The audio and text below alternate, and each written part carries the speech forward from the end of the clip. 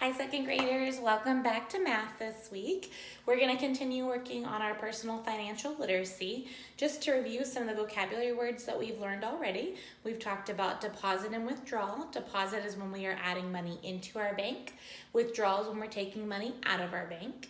We have talked about producers and consumers. When you're a producer, you're making a good or service. If you're a consumer, you're buying a good or service. We've also talked about goods and services. A good is something that you buy that you can physically put your hands on. A cup, a pencil, a marker, a toy.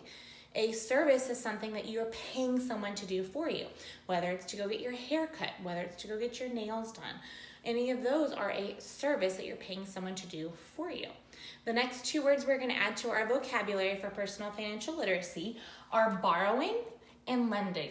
Now, borrowing, I'm sure you've heard a lot before. Lending is the opposite of borrowing, so let's talk about it. When you borrow, you take something from someone and you give it back later. You're not keeping it, you're borrowing it for a certain amount of time and you give it back. When you borrow something, you borrow it from a person.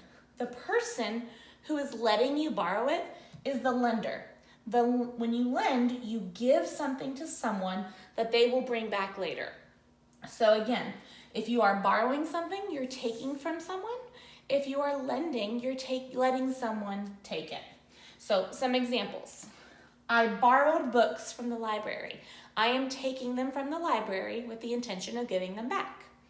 The opposite is the librarian lent me 3 books for 2 weeks. She let me borrow it, but she knows I'm going to bring it back. Tom borrowed a basketball from his neighbor. When you borrow a basketball, you're borrowing it from someone. When you lend, Connor lent his neighbor a basketball for a game. Borrowing it from him, he's letting him borrow it. Sydney borrowed $5 from her sister to buy a new necklace. Blair lent her sister $5 because she said she would pay her back. So again, Sydney is borrowing it from Blair. Blair is the person who is letting her borrow it.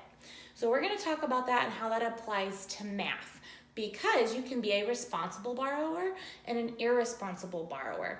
If you're the person who is lending, you're trusting that person to give it back to you in a good condition, or pay you back that right amount of money. So watch my next video. We're going to solve some math problems, but while we solve math problems, we're going to talk about the borrower. Are they being responsible or are they being irresponsible? Check out my next video. Bye, guys.